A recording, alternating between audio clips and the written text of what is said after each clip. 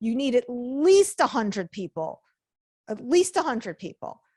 and preferably 300 people to sell through email marketing. Now, if you want consistent revenue as you're building your list, is to do in person. That's something that I've been urging a lot of people to do.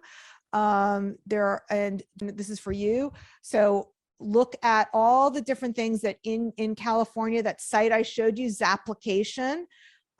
You will build your email list very quickly by doing those in-person shows while also generating the revenue that you want. Okay, so you will be making money as you build your email list. And again, you can look on Craigslist for a booth,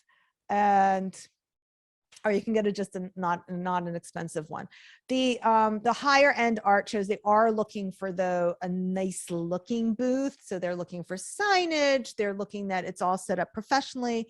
So you do want to make sure you follow the best practices for that.